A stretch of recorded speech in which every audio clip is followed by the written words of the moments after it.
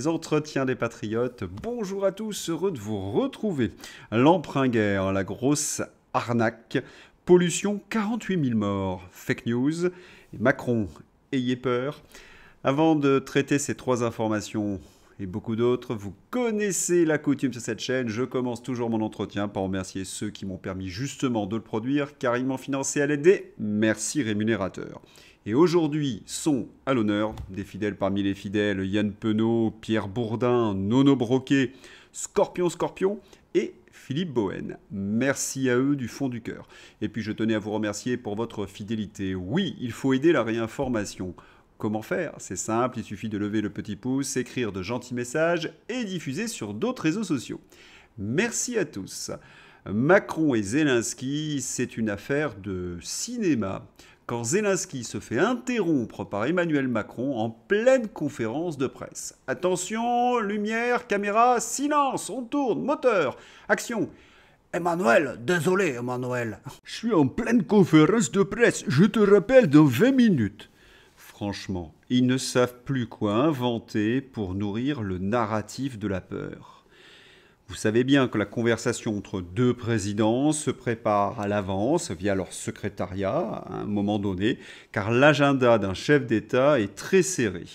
On n'appelle pas Zelensky ou Emmanuel Macron à l'improviste. Ces deux comédiens sombrent dans le ridicule, mais tout cela a un but, nourrir le narratif de la peur. Et c'est ainsi que le poudré met en tension la population française en permanence, qu'il sature l'espace médiatique de ses interventions stressantes. Un peu comme le professeur Salomon, vous en souvenez, durant la crise du Covid, qui égrenait chaque soir les morts. Kit de survie, la France devra faire face, la guerre, il faut se préparer à la guerre. Zelensky un jour et un sommet européen sur l'Ukraine. Guerre en Ukraine, Macron annonce un sommet le 27 mars à Paris avec Zelensky et des dirigeants européens. Certains d'entre vous restent encore un peu crédules et m'ont interpellé. Mais pourquoi fait-il tout cela? Mais je vous l'ai déjà dit, pour Macron, cette guerre, c'est une divine surprise. Cela lui permet d'éviter de se justifier de son effroyable bilan. Il peut utiliser le prétexte de la guerre pour piller l'épargne des Français et éponger les dettes qu'il a faites sur le Covid, la guerre en Ukraine et tout simplement sa mauvaise gestion. Cela lui permet également de mener sa campagne électorale pour devenir chef de l'Europe en remplacement de Pustula. Et le pire, c'est qu'il peut compter sur les naïfs pour acheter de l'emprunt. Réarmement de la France, 1,7 milliard d'euros injectés par les investisseurs publics annoncés par le ministre de l'économie. Éric Lombard a également annoncé ce jeudi 20 mars le lancement d'un nouveau fonds de 450 millions d'euros dans lequel il sera possible de devenir indirectement actionnaire des entreprises du secteur de la défense. Pour Marc Toiti, cela ressemble fort à une arnaque. Alerte France, pour financer les dépenses militaires, le gouvernement propose un placement sans rendement minimum, sans capital garanti et bloqué sur 5 ans. Même Madoff n'aurait pas osé. Le pire est que ce n'est pas une blague, mais quelle tristesse. Vous comprenez mieux la stratégie de la peur d'Emmanuel Macron? Oui, c'est tondre les moutons. Les premiers souscripteurs du grand emprunt patriotique témoignent de leur immense fierté en tant qu'investisseurs. Leurs fonds seront bloqués 5 ans. Pas de rendement garanti. Mais le fameux manuel de survie leur est offert en bonus plus 3 masques anti-particules radioactives. Mais il n'y a pas de mais. Lundi, nous sommes en guerre. Mardi, nous ne sommes pas en guerre. Mercredi, nous sommes en guerre. Et donc jeudi, Sébastien Lecornu, ministre des Armées, il n'y a pas d'effort de guerre, il y a un effort de défense. La stratégie de la peur a donc pour but de tondre les épargnants. Mais remarquez que pendant le Covid, c'était un peu la même chose, vous rendre docile. Allez, coucouche panier, confinement, passe sanitaire, masque, assis, debout, couché. Et la réalité apparaît de manière crue, parfois au beau milieu d'un narratif. Le président de la Banque de France. Nous ne pouvons plus tout nous payer comme avant. Pour François Villeroy de Galhau, il faut faire des choix entre retraite et défense. Que vous avais-je dit? Il ne se cache plus. La guerre, c'est pour vous faire accepter la retraite à 67 ans. Frédéric Aiguille. Retraite ou lutte contre la menace russe fantôme, la France va devoir faire des choix. Le parti unique dévoile son jeu. Il ne peut pas y avoir de nouveau quoi qu'il en coûte. Nous ne pouvons plus tout nous payer comme avant, explique le patron de la Banque de France, venu présenter aux Français l'addition du festin de propagande dont on les gave depuis quelques mois. Nous devons enfin stabiliser notre dette publique. Autrement dit, pour compenser les 800 milliards d'endettement prévus pour empêcher l'armée de Poutine d'envahir Paris à dos d'âne, et j'ajouterai les 3500 milliards de dettes, il va falloir tailler dans les retraites, et dans l'éducation, et dans la santé, et dans tous les services publics en fait, et également dans l'agriculture. Heureusement, Macron nous a offert un manuel de survie. Allez, une bonne nouvelle, je vais pouvoir postuler au poste de voyant extra-lucide et recevoir le prix Nostradamus. Bon, plus sérieusement, comment qualifier cette classe politique ? Cynique, c'est un petit peu faiblard. J'ai bien d'autres mots qui me viennent à l'esprit, mais que ma bonne éducation m'empêche de dire. Retenons l'idée principale qui est développée par Frédéric, tailler dans les dépenses, parce que cela a déjà commencé. Revenons sur la nouvelle que je vous présentais hier. Votre enfant va vous coûter 264 000 € jusqu'à ses 25 ans. Hier, j'ai montré dans mon entretien la monstruosité de cet article anti-natalité de 20 minutes. Je ne vais pas reprendre mon raisonnement. Non, je trouvais hier cet article, comment dirais-je, bizarre. Je me disais, pourquoi cet article maintenant ? J'ai ma réponse. Mortalité infantile. La France parmi les moins bien classées dans l'Union européenne alors qu'elle était en tête en 1990. Cela fait des années que la France taille dans ses dépenses de santé. On récolte les fruits de cette politique. Augmentation de la mortalité aux urgences, augmentation de la mortalité infantile. Macron transforme petit à petit notre pays en pays du tiers-monde. Ah, la guerre, cela permet de faire passer toutes les mesures les plus ignobles et les bilans les plus effroyables. Le ministère de la Santé restreint la délivrance de pansements pour faire des économies. Et si on résume la situation avec Florian Philippot, Pustula a fait un chèque de 2,5 milliards d'euros pour le régime sanguinaire syrien, 4,7 milliards d'euros pour des pchoutes et des éoliennes en Afrique du Sud, 40 milliards pour la guerre et la corruption en Ukraine, soit 47,2 milliards cette semaine, soit 9 milliards à la charge de la France. Eh bien, on apprend que le ministère de la Santé restreint la délivrance de pansements pour faire des économies. Notre système de santé est déjà à l'os. On ne pourra même plus mettre de sparadrap sur une jambe de bois. Ils font des économies donc sur notre système de santé, ils vont faire des économies sur le système éducatif. Cela arrive. Redoublement, abandon, réorientation, le coût exorbitant de l'échec à l'université. Ils sont des milliers d'étudiants à entamer une licence chaque année, mais seule la moitié d'entre eux obtient un diplôme après 4 ans. Un coût colossal pour la collectivité, souligne la Cour des comptes dans son rapport annuel publié ce 18 mars.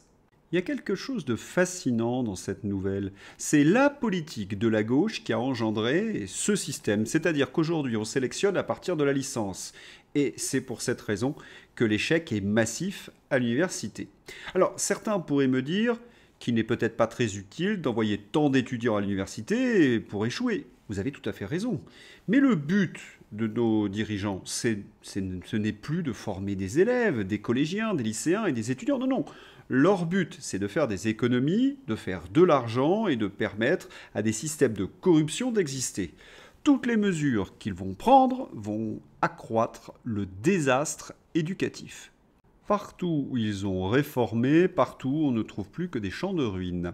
Après le système éducatif, la police et la justice. Colonel Marie-Laure Pézan. Nous n'avons plus aucun territoire qui est épargné.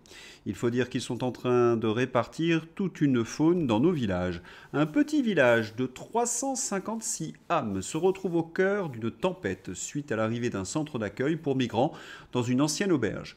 Les habitants s'opposent à cette décision imposée par l'État. Et si demain, c'était votre tour ? Oh, je n'ai pas besoin de m'appeler Madame Irma. Le scénario est toujours le même, il est même très bien huilé.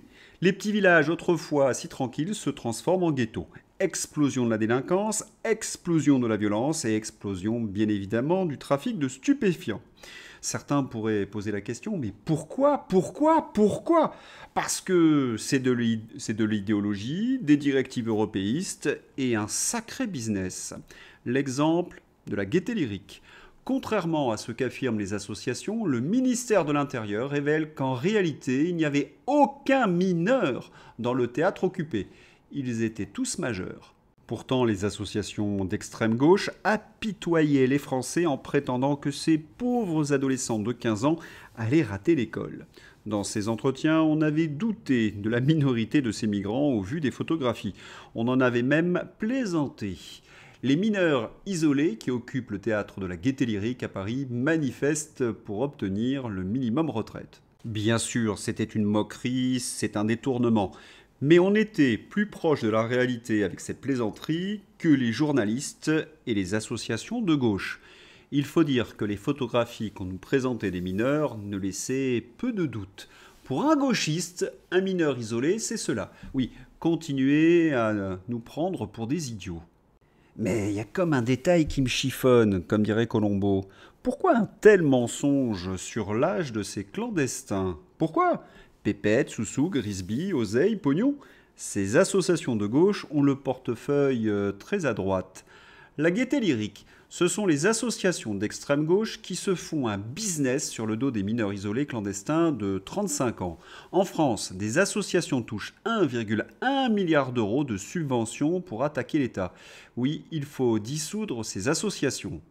Enfin, la vérité donc éclate. Aucun des migrants de la Gaieté Lyrique n'est mineur, confirme le ministère de l'Intérieur. Pourtant, les élus de gauche et certaines associations ont sciemment menti pour frauder et détourner des aides sociales. Qui sera sanctionné? Les associations continueront-elles de toucher des subventions? L'impunité doit cesser. Pour bien comprendre le montant des fraudes, le business des faux mineurs non accompagnés, les clandestins. Cela coûte 50 000 euros par an à la communauté selon l'Assemblée des départements de France. Frais de logement, d'alimentation et de formation. Et tout cela payé bien évidemment par vos impôts. Parfois, il faut ajouter 1 500 euros de tests osseux. Mais la gauche empêche ces tests osseux et vous comprenez pourquoi. Parce qu'ils auraient moins de mineurs non accompagnés. Total, 3,6 milliards d'euros. Et combien de milliards de subventions pour ces associations esclavagistes? Et ce qu'il y a de complètement fou, comme le faisait remarquer Christine Kelly sur CNews, c'est que les journalistes de gauche, les hommes politiques, continuent d'affirmer que ces hommes de 35 ans sont des mineurs. Mais business et directives européennes obligent. Vous payez pour cette fraude et en plus on vous dérembourse des soins et on vous ment à la télévision. Oui, cela a un coût, les mensonges. Pollution et 48 000 morts. Une fake news. Emmanuel Macron. Cette hécatombe fait 48 000 décès par an. C'est plus que tous les accidents de la route, tous les meurtres, toutes les noyades, tous les accidents domestiques réunis.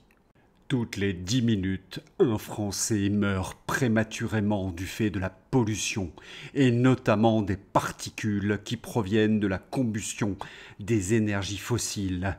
Ayez peur, et pour vous sauver de cette horrible mort due à la pollution, nous avons mis en place les ZFE. Et Panier nul à chier a repris cet argument pour répondre aux accusations d'apartheid social des ZFE. Il faut baisser la pollution, c'est tout l'enjeu des ZFE, améliorer la qualité de l'air pour améliorer la santé des Français, en particulier les plus vulnérables, répond Agnès Pannier-Runacher.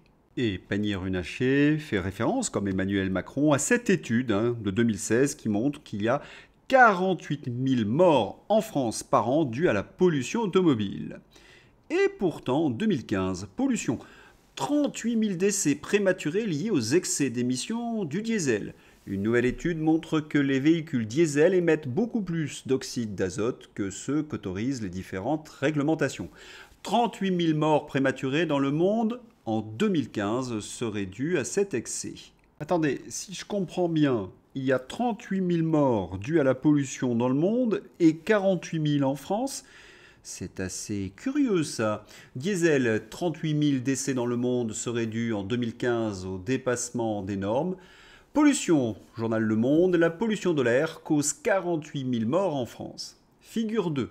Le rapport de santé publique française à l'origine du chiffre de 48 000 victimes annuelles de la pollution de l'air en France est sorti un mois après un article de la prestigieuse revue Nature qui tentait la même évaluation à l'échelle mondiale. La presse écologiste militante a largement relayé ces deux publications sans jamais relever leurs contradictions évidentes. D'un côté, une estimation de 38 000 victimes chaque année des particules fines et des oxydes d'azote à l'échelle mondiale, en incluant donc les centaines de millions d'habitants des métropoles des pays émergents. De l'autre, une estimation de 48 000 victimes pour les PM à 2,5 seuls à l'échelle des 66 millions de Français avec des niveaux de pollution aérienne pourtant nettement inférieurs. Un bidonnage donc qui a été facilement démonté. Ces 48 000 décès prématurés attribués à la pollution représentent 9,1% des 526 573 décès en moyenne sur la période 2007-2008, chiffre retenu par Santé publique France. En supposant une émission de particules par habitant identique dans toutes les régions, la pollution moyenne serait jusqu'à 20 fois plus forte en Île-de-France que dans le Massif central. Ce pourcentage de décès prématurés devrait donc varier fortement selon les régions, notamment entre l'Île-de-France très polluée et un grand massif central peu pollué, selon la carte fournie dans le rapport de santé publique. Or, ce n'est pas le cas. Jean Orselli constate que la structure des décès selon les tranches d'âge est quasiment identique entre l'Île-de-France très polluée et le grand massif central peu pollué, ce qui fait preuve que la pollution n'a aucune influence sur la mortalité au plan national. Comme d'habitude, on essaie de vous terroriser avec des chiffres, avec ces 48 000 décès. Parce que des morts prématurées, cela signifie que souvent, une personne en fin de vie meurt le dimanche au lieu du lundi. Cela n'influe donc pas sur l'espérance de vie. Et je sais de quoi je parle. J'ai habité 8 ans dans une des villes les plus polluées de la planète, Hong Kong. Et Hong Kong se place en tête du classement avec 88,1 ans pour les femmes et 82,3 pour les hommes en espérance de vie. Oui, c'est là où on vit le plus longtemps au monde. Au fait, quel est le secret de la longévité des Hongkongais ? Eh bien, ils ont un bon système de santé, une eau potable de grande qualité, une alimentation très saine, de l'activité physique et intellectuelle. Et c'est là où on commence à avoir un peu peur. Avec Macron, notre espérance de vie va forcément baisser. Il est en train de détruire notre système de santé. Il nous rend complètement crétins avec ses narratifs. Quant à la nourriture saine, elle coûte de plus en plus cher. Et en plus, Emmanuel Macron passe son temps à stresser les Français avec ses narratifs de la peur. Pour conclure, les ZFE s'appuient donc sur un faux rapport bidonné sur de la fausse science. Cela ne vous rappelle rien ? Macron et ses mensonges. Confinement, sinon il y aura 500 000 morts. Fausse étude de Neil Ferguson. Le pchout, 94% de protection. Allez vous faire pchouter, comme ça vous sauverez pépé mémé. Et ce pchout protège de la transmission et de l'infection. Fausse science, ce sont des fake news. Achetez de l'emprunt, la Russie va nous envahir. Encore une fake news. Il faut mettre en place les ZFE pour sauver 48 000 vies. Un fake. Macron, c'est l'empire du mensonge, la stratégie de la peur pour vous faire accepter l'inacceptable. Après les ZFE, le monde paysan. Le mouvement des citoyens de Philippe Murer dénonce la politique folle de l'Union européenne. Écoutons le dialogue entre Sébastien Béraud et Philippe Murer. L'exploitation, elles partent à l'agrandissement puisque les petites sont moins en moins rentables. Les grosses, il faut toujours produire plus pour produire pour l'exportation, pour créer du PIB. Mais au final, on voit que c'est une histoire sans fin et on arrive au bout du bout. Compétition, on a beaucoup perdu, on a trop perdu. On n'a plus rien à faire dans cette Europe. Et pour Eric et Philippe, c'est le point d'orgue, nous, de notre programme agricole. Pour appliquer notre programme, la première chose, c'est de protectionnisme, c'est remettre des frontières et sortir de l'Europe.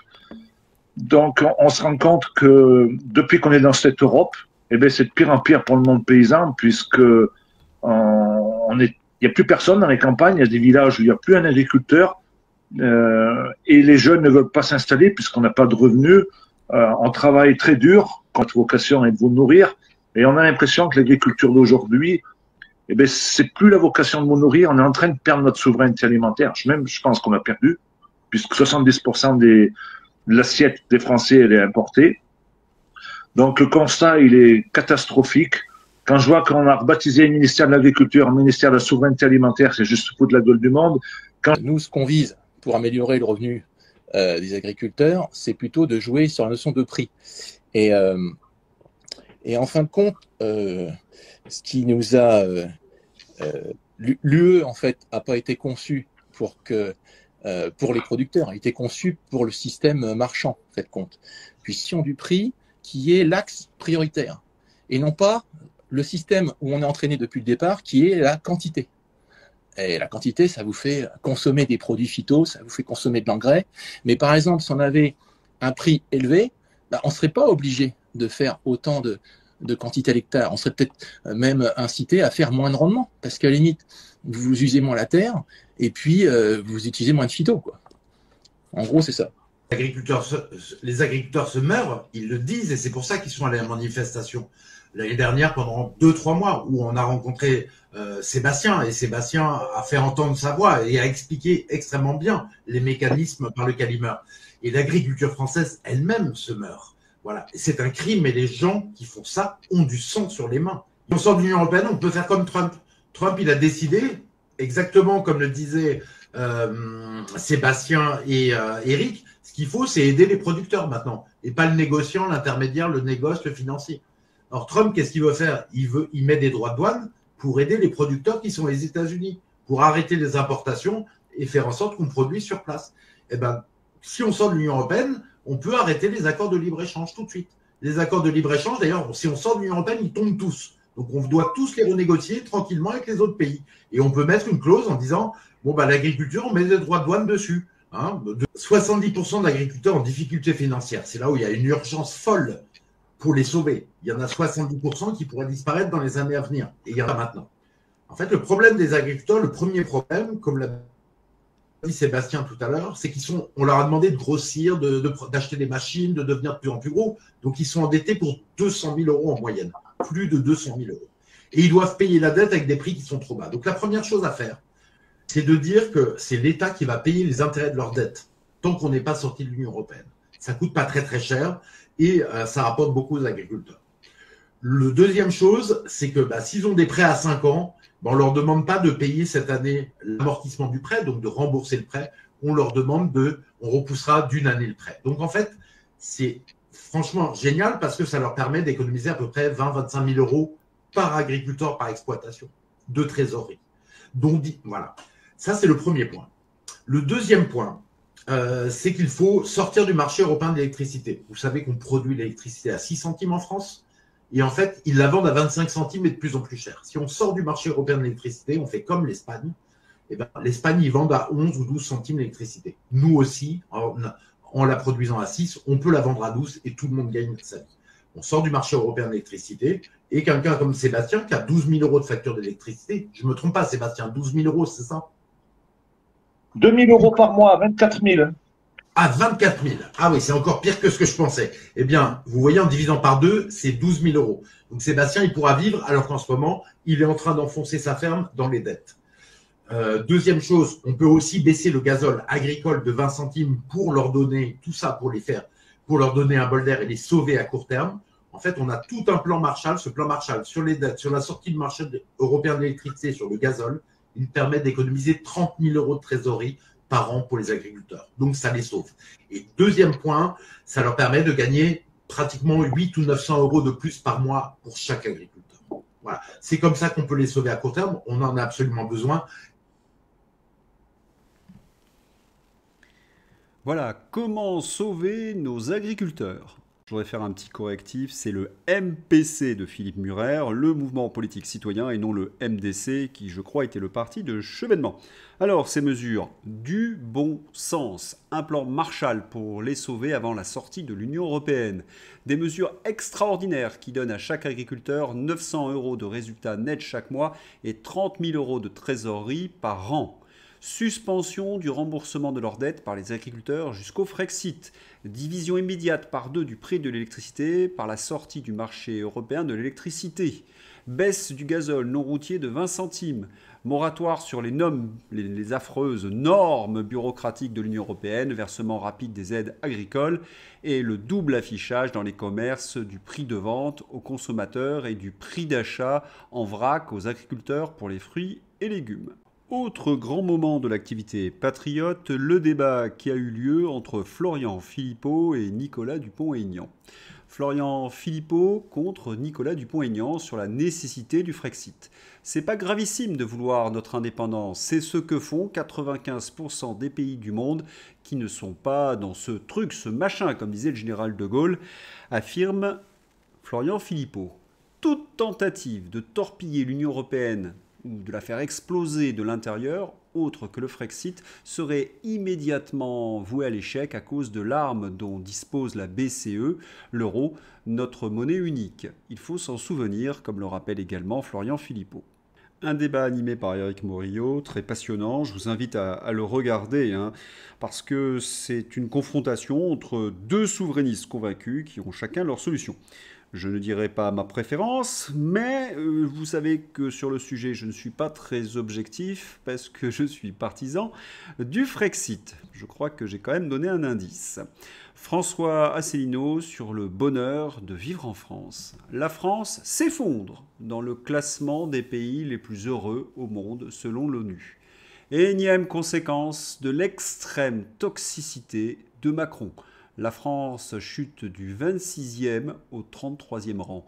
On vit désormais moins heureux en France qu'au Belize, Kosovo et Arabie Saoudite. Oh là, cela ne va pas faire plaisir à Emmanuel Macron. Il va encore arriver à la télévision pour nous terroriser et nous faire avaler quelques boîtes de c'est les Russes, mettons ça sur Poutine. Oui, c'est le meilleur moyen qu'il a trouvé pour se dédouaner de toutes ses responsabilités. Encore une nouvelle qui va déplaire à Emmanuel Macron. L'Union européenne renonce à la confiscation des avoirs russes. L'Union européenne renonce à confisquer les avoirs russes gelés et met fin aux discussions sur le sujet. Allez, c'est l'heure d'ouvrir la page Fantasy avec une censure en direct sur BFM. Ce passage où BFM censure l'astronaute Patrick Baudry parce qu'il ose critiquer le kit de survie d'Emmanuel Macron mérite son effet stressante. Dans ma description, le kit de survie vu de l'espace est censuré en terre BFM. Média toujours, en Angleterre, c'est un peu comme en France.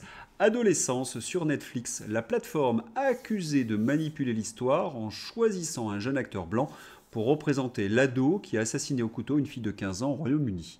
La deuxième image montre le véritable criminel dont la série s'inspire. Bon, c'est un peu comme sur le sévice public en somme. L'OMS recommande le masque oculaire pour éviter que la vérité ne nous saute aux yeux. Vous avez le petit duc, le moyen duc, le grand duc et le trop duc. Je sais, c'est facile, mais cela fait du bien. J'ai confiance dans le président Tebboune et sa clairvoyance. Oui, oui, vous avez bien entendu, notre pauvre compatriote Boualem Sansal n'est pas sorti de l'auberge avec ce paillasson qui nous sert de président et on ne parle même pas des OQTF. Manifestement, Macron craint quelque chose pour se coucher devant le président Tebboune. Est-ce qu'il a peur qu'il montre le petit oiseau de Bribri ? C'est de l'humour, bien entendu. Au bon tweet français. Ayez peur, bon sang. Ayez peur de la pandémie, ayez peur des terroristes, ayez peur de la menace climatique, ayez peur des Russes, ayez peur de la bombe, ayez peur. Parce que quand vous avez peur, vous êtes plus docile, plus obéissant. C'était un mot d'Emmanuel Macron. Voilà, c'est tout pour aujourd'hui. Je vous souhaite un excellent week-end. À bientôt. Au revoir.